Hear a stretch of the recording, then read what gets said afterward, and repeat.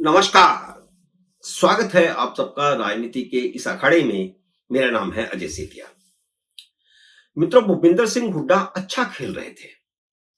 हरियाणा का चुनाव एक तरफा कांग्रेस के पक्ष में जाता दिखाई दे रहा था, लेकिन राहुल गांधी की एंट्री ने हुड्डा ही नहीं, कांग्रेस का खेल भी काफी हद तक बिगाड़ दिया है। अब चुनाव एक तरफा कांग्रेस के पक्ष में नहीं रह गया। राहुल गांधी की एंट्री से कांग्रेस को थोड़ा फायदा भी हुआ है, लेकिन नुकसान ज्यादा होता दिख रहा है। पहले मैं फायदे गिनाता हूं, लेकिन उससे पहले थोड़ा सा बैकग्राउंड में समझ लेते हैं। 2019 और 2014 भी कांग्रेस और भाजपा का आमने सामने का चुनाव नहीं था। 2014 में आईएनएलडी तीसरी बड़ी ताकत थी। तब 33% वोटों से ही भाजपा को 47 सीटें मिल गई थी। 2019 में 37% वोटों के साथ भी उसे सिर्फ 40 सीटें मिली, क्योंकि जेजेपी बड़ी ताकत बन गई थी, जिसे 15% वोट मिल गए और 10 सीटें भी मिल गई। तिकोने मुकाबले के अलावा 8 निर्दलीय भी चुनाव जीत गए थे। लेकिन इस बार लोकसभा चुनाव में काफी हद तक चुनाव द्विपक्षीय हो गया। तो चौटाला परिवार की बाकी दोनों जाट पार्टियां मार्जिनालाइज हो गई, जिस कारण कांग्रेस लोकसभा की 5 सीटें जीत पाई और उसका वोट शेयर भी भाजपा से 2% ज्यादा हो गया। आप समझ गए होंगे कि मैं ये कहना चाहता हूं कि अगर तिकोना मुकाबला होगा या निर्दलीय उम्मीदवार ज्यादा होंगे, तो विधानसभा में भाजपा को फायदा होगा। और अगर आमने सामने का मुकाबला हुआ, जैसा कि 2024 के लोकसभा चुनाव में लगभग हो गया था, तो कांग्रेस को फायदा होगा। विधानसभा चुनाव में स्थिति हमेशा अलग रहती है, लोकसभा की तरह नहीं होती। पिछले लंबे समय से हरियाणा में ऐसा कोई विधानसभा चुनाव नहीं रहा जब 8-10 निर्दलीय उम्मीदवार ना जीते हों। अब हम राहुल गांधी की एंट्री पर आते हैं। उसका चुनाव पर क्या असर हुआ है? राहुल गांधी की एंट्री से चुनाव क्षेत्रीय मुद्दों से हटकर राष्ट्रीय मुद्दों पर आया है, काफी हद तक आया है। कम से कम शहरी वोटरों में चुनाव राहुल वर्सेस मोदी हो गया है। इससे लगता है कि दोनों जाट पार्टियां आईएनएलडी और जेजेपी, इन दोनों को तो थोड़ा नुकसान हुआ है, वे बैकग्राउंड में चले गए हैं, ऐसा दिख रहा है। इसके अलावा निर्दलीय जो बहुत बड़ी तादाद में इस बार चुनाव मैदान में उतरे हैं, वे भी बैकग्राउंड में चले गए हैं, ऐसा दिखता है। इस बार दोनों जाट पार्टियों का दलित बेस पार्टियों से गठबंधन और ज्यादा निर्दलियों का खड़ा होना कांग्रेस के चांस को खराब कर रहा है। आपको एक उदाहरण देता हूं। विनेश फोगाट को भूपिंदर हुड्डा का सबसे बड़ा कैच माना जा रहा था। जब वह कांग्रेस में आई और उसे जुलाना विधानसभा से टिकट दिया गया, तो यह माना गया कि अब तो कांग्रेस की एक तरफा जीत होगी और भूपिंदर सिंह हुड्डा का मुख्यमंत्री बनना तय है। लेकिन आपको जानकर हैरानी होगी कि फोगाट के खिलाफ 14 जाट निर्दलीय उम्मीदवार हैं।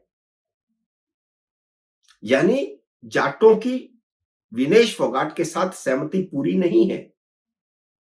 इसलिए राहुल गांधी की एंट्री से जब निर्दलीय बैकग्राउंड में जाते दिखाई दे रहे हैं, तो यह कांग्रेस के लिए फायदेमंद और भाजपा की रणनीति को खराब करने वाला हो सकता है, ऐसा दिख रहा है।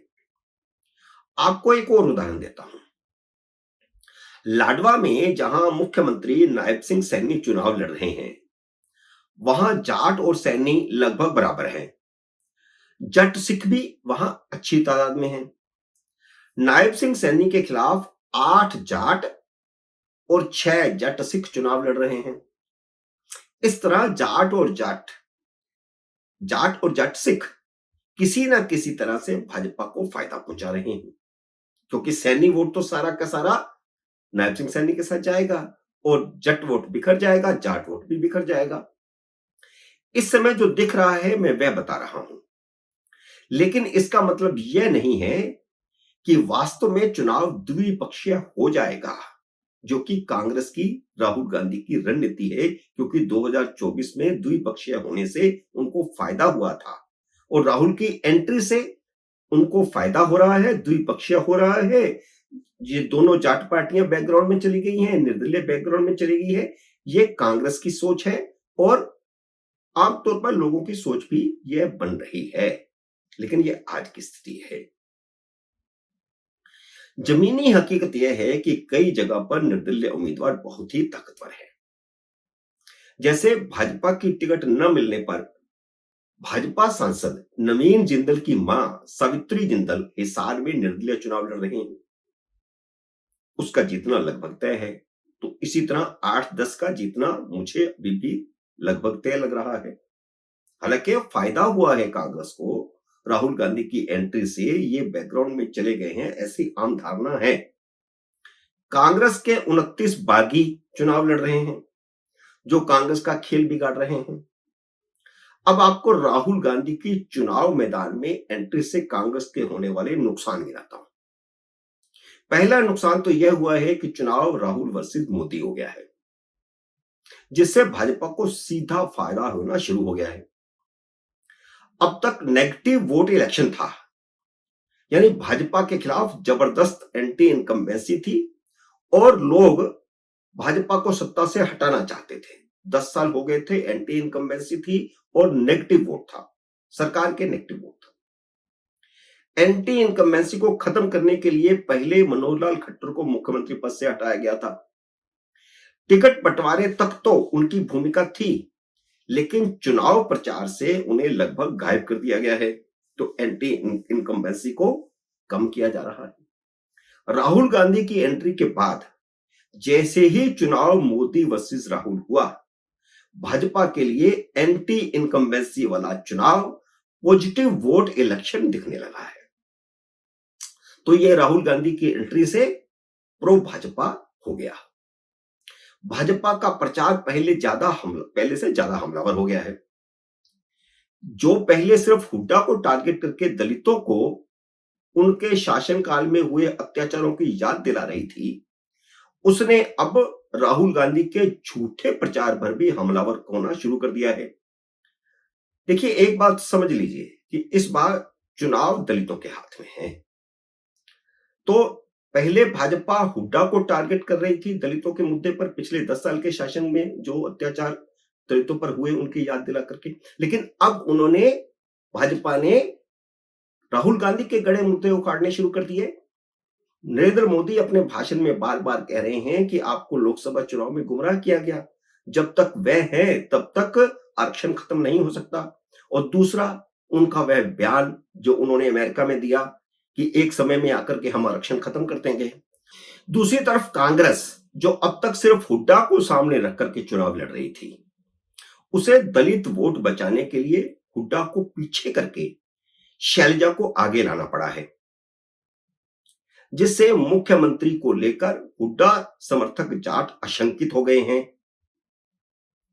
यह नुकसान होना शुरू हो गया है, क्योंकि जाट तो कांग्रेस का पक्का वोट था। लोकसभा चुनावों में कांग्रेस को जाट, मुस्लिम और दलित कॉम्बिनेशन से फायदा हुआ था, लेकिन विधानसभा चुनाव में दलित कांग्रेस के साथ वैसा नहीं है, क्योंकि इस बार आरक्षण मुद्दा नहीं है और राहुल गांधी ने शैलजा के उम्मीदवारों की सूची को दरकिनार करके हुड्डा की सूची पर टिकट दिए हैं। इसलिए दलित नाराज हैं और राहुल गांधी की एंट्री से दलितों का गुस्सा फूट पड़ा है। जाट दलित टकराव की यादें ताजा हो गई हैं। ओबीसी और जनरल कैटेगरी भाजपा के साथ हैं। दलित बटे हुए हैं और वही किंग मेकर हैं।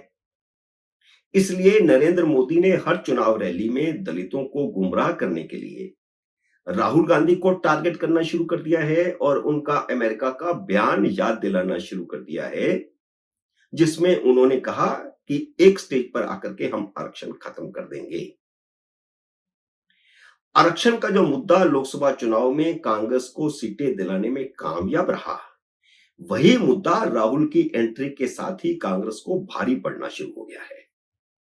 मित्रों, उम्मीद है मेरा ये वीडियो आपको पसंद आया होगा। इसे लाइक और शेयर कीजिए। अगर आपने मेरे YouTube चैनल को अब तक सब्सक्राइब नहीं किया तो कृपया सब्सक्राइब करके अपना आशीर्वाद दीजिए। जल्दी मिलते हैं अगली वीडियो में किसी अन्य विषय के साथ। तब तक नमस्कार।